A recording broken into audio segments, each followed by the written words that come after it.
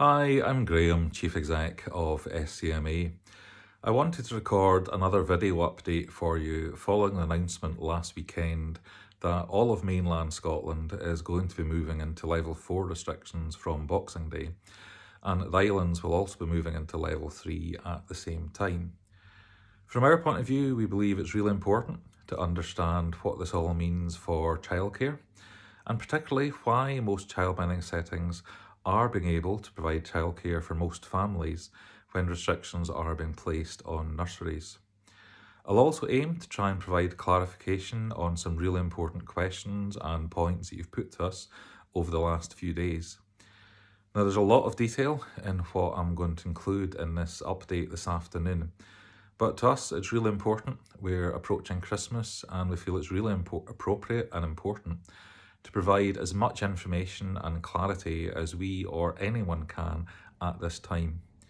You might also find it helpful to share this video on your business pages and to share it with families so that parents and carers are also aware of this, what's going on, and understand the reasoning behind recent developments. We're aware that last weekend announcements were quite sudden and dramatic. Within the space of a few hours, we had a press conference from Boris Johnson. This was about London and the South East going into a form of lockdown due to a new strain of COVID spreading rapidly down there. We then had a press conference from our First Minister informing us that Christmas movement was going to be tightened and all of mainland Scotland would be going into level 4 as of Boxing Day. Then on Sunday, the Scottish Government tweeted that childminding would stay open, but that nurseries and other larger settings could only provide childcare for key workers and vulnerable children between Boxing Day and 18th of January. Now, coming together, we recognise that these announcements caused some alarm and also prompted some of you to question what was going on and why. But things are not as different as they might have first seemed. 11 council areas in Scotland have recently been in level 4 restrictions and then came out. But during that time, childcare and schools stayed open. The first thing to stress is that there are no immediate changes within the next few days. Things will continue as they are, but the new arrangements will come into effect on Boxing Day. For childminding, it's important for me to stress that the vast majority of childminders can continue your business and are free to provide childcare to any families. In contrast, nurseries and other larger childcare settings will be required to reduce their service and only provide childcare to key workers and vulnerable children between 26th of December and 18th of January. As before during COVID, larger childminding settings will also be required to follow the reduced model of only providing childcare for key workers and vulnerable children. But this time it will be based upon the number of children they're currently caring for. And we're going to provide some really important clarification on these numbers later on in this update, so please do keep watching and listening. The other thing I'd like to stress is that what's happening just now are precautionary measures. They're down to the larger number of children involved, and they're also to allow time for the Scottish Government to assess the impact of the spread of the virus over the festive period. Since the weekend, a number of you have asked us why most childminders are allowed to stay open for all children when other childcare settings are facing restrictions. Unlike nurseries and other larger settings, the majority of childminding settings are already of a much smaller size, generally of a maximum of 6 or 8 children, and this reduces the risk of a transmission of infection. This is why, when COVID first struck back in March, that all childminding settings were initially allowed to remain open. And it's also why around about 1,000 childminders around Scotland stayed open during lockdown and after most schools and nurseries had to close. Since COVID struck, childminding settings which have been open have been operating safely and have been doing so within strict operating guidance. Following the more recent developments in England, the Scottish Government was naturally keen to try to prevent the spread of infection by placing in some travel restrictions, but also they were keen to sort of reduce the spread of the new strain of the virus in Scotland and decided to take a number of precautionary measures. This included delaying the return of the schools for most pupils and also aiming to reduce the larger number of children mixing in nursery settings and in turn the number of household contacts. A number of you have been in touch to ask what's different this time between the local restrictions and the restrictions we had in place during the national lockdown last spring. And there are some really important differences which I'm going to talk you through just now. Firstly, schools and nurseries aren't being told to close. They can stay open, but as a precautionary measure and to help reduce the number of children mixing at this time, they're being required to only provide childcare for key workers and vulnerable children until the 18th of January. The Scottish Government has developed new supplementary guidance which provides definitions of key workers to support this process. This guidance was published last night and circulated by the Care Inspectorate earlier today through a provider update. Secondly, because any school or nursery can stay open to support key workers or vulnerable children, hubs are not being established as they were during the national lockdown when schools were closed. Thirdly, and linked to this, there's no critical childcare this time. As many of you'll remember, during the national lockdown, critical childcare was coordinated by local authorities and heavily based on the hub model, which themselves were based in schools and nurseries that were closed. This time it's much simpler, and for larger settings, it's more going to be a continuation of normal arrangements if families meet the definitions. So I'm going to move into a little more detail about the numbers of children in childminding settings. For most of you, it's quite straightforward. If your normal registration numbers are 6 or 8, you can provide childcare to any families from Boxing Day. To be clear, you do not have to prioritise any groups. However, things are different for larger childminding settings. So if you're currently caring for 12 or more children, then you need to follow the model of only providing childcare to key workers and vulnerable children between Boxing Day and 18th of January. We've been in touch with the Scottish Government and we've clarified at a senior level that on this occasion the 12 or more numbers relate to the number of children that you're currently providing childcare for and not to the numbers on your registration certificate. The Scottish Government recognises that many settings have experienced reduced capacity during COVID due to the reduction in demand for childcare. As such, at this time, they're trying to provide as much flexibility as possible to childminders.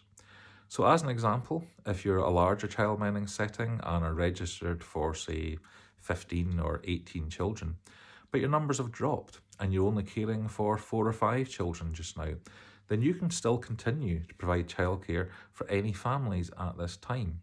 It's only if the current numbers in larger settings reach 12 that you need to follow the key worker model. For those of you whose current numbers are 12 or more, we know this will be frustrating, we know it'll be difficult, but it's only expected that these temporary measures will last until 18th of January, and we very much hope that will be the case. Clearly, one consequence of nurseries and other larger childcare settings, including out-of-school care settings, temporarily being required to reduce their numbers, is that you might find that there'll be an increased demand for your childminding services from non-key workers who require childcare and who would normally use another setting for this. We would remind you that when considering requests, you should follow your normal adult-to-child ratios. Now, to us as an organisation, the fact that all childminding settings can remain open and that most of you can continue to provide childcare to any families is very much a positive. It's something we've been working hard to achieve over the last few months, and we're really pleased it's been recognised at a policy level that there is a lower risk of transmission of infection in childminding settings due to their smaller size. However, we recognise that some of you may be concerned, you might feel worried, you might feel anxious, you might even be questioning if it's safe for childminding settings to be open at all at this time. So to repeat, the temporary restrictions that we're seeing on nursery numbers are of a precautionary nature and are due to the much larger number of children in these settings. They're not due to safety. It's also important to stress that all childminding settings do not have to remain open, As independent private business owners, it's completely up to you to make an informed decision as to if you stay open. Now, to be really clear, if you or a member of your family has a pre-existing illness and you need to self-isolate, we would strongly advise you to put your and your family's health first. The Childminding Services Guidance also requires that all childminders in levels 3 and 4 to undertake risk assessments with regard to their own health and safety. Now, we do of course appreciate that many childminding settings have been operating at reduced levels for many months due to the many parents still being required to work from home or being on furlough, and that you may feel you have to work at this time to earn an income. We do understand this. We're also aware from a number of you who have been contacted by Test and Protect that the Self-Isolation Hardship Fund has not been working as we had hoped, and that childminders have not been able to access support from that unless they were on benefits. So this is why we've been urging the Scottish Government to provide more financial support to any childminder who experiences a loss of income through having to close their setting or self-isolate. On the subject of financial support, the latest update from the Scottish Government notes 2 areas which continue to explored. Firstly, around DLC. If payments for funded hours will continue if settings have to close. This is an area that's under ongoing discussion between Scottish Government and COSLA, and we'll update you as soon as we hear anything about that. We should make clear it's very much our understanding that where settings are open, it's expected that normal payment for funded hours will continue. The second point in relation to financial support is that the Scottish Government recognises that not all childcare providers, including childminders, will be able to access financial support through the normal channels, and that there may be a need to meet the additional costs and income losses incurred by having to comply with the latest guidance. So the Scottish Government is continuing to give consideration to the possible provision of additional financial support. As we've done throughout COVID-19, SCMA continues to press the case for financial support for childminding. Some of you have also been in touch to ask whether any additional measures will be required at this time, linked to the new strain of the virus, and to ensure that settings can operate safely and that you and the children you provide childcare are safe. At this time, childminders will be required to continue to follow the existing Childminder Services operating guidance. This is reviewed on an ongoing basis, and it will be reviewed again by Health Protection Scotland, by the Scottish Government's Public Health Advisors, the Care Inspectorate and SCMA. We'll be involved in this process as we've been involved in developing guidance throughout COVID. If any further measures are required, the guidance will be updated promptly as appropriate. A few of you have also asked about blended care. To our understanding, this should still be available, as even in Level 4, the Childminding Services Guidance allows for this. The guidance does note that in Level 4, local directors of public health may consider additional measures, and this could include looking at restrictions on blended care, but this doesn't mean that they'll necessarily be restricted. We're certainly not aware of any evidence showing increased transmission arising from blended placements involving childminding settings. Please be reassured that SCMA continues to be heavily involved in contributing to national discussions about recovery and in supporting members and the wider childminding community at this really difficult time. We also represent the views and experiences of childminders and provide a strong voice on childminding. We're aware that during COVID-19, childcare professionals have not systematically been offered testing for COVID. Instead, it was only been offered when contacted by Test and Protect. NHS and social care staff have been prioritised to receive the new vaccine, and we believe that childminders, other childcare staff and teachers should also be prioritised and offered a vaccine given your ongoing role in supporting the national response and in supporting children and families.